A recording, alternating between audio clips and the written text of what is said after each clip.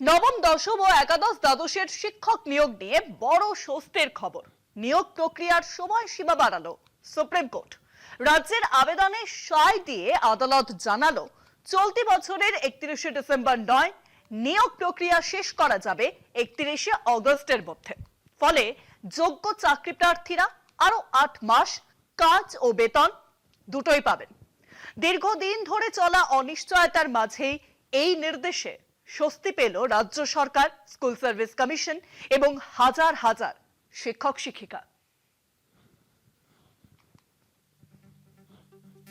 Supreme court নবম দশম ও একাদশ দ্বাদশের শিক্ষক নিয়োগ প্রক্রিয়া শেষ করার সময়সীমা আরো বাড়ালো।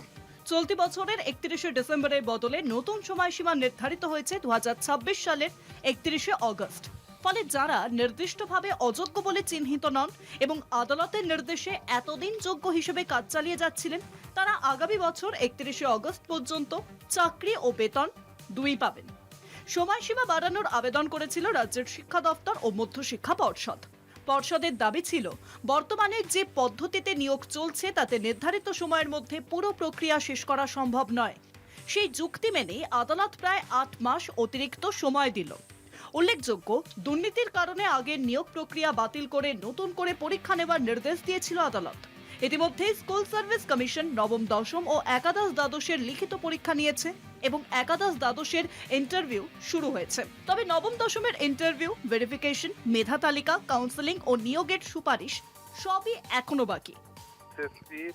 বোর্ড এবং সরকার তারা মূলত তাদের বক্তব্য ছিল যে এই নিয়োগ প্রক্রিয়া এই সময়কালের মধ্যে করা সম্ভব হয়নি। তার কারণ প্রতিটি ক্যান্ডিডেটদের পিভিআর করতে হবে, মেডিকেল রিপোর্ট করতে হবে এবং এই যে কাউন্সিলিং করাতে একটু সময় লাগবে। তাছাড়াও অনেক মামলা পেন্ডিং।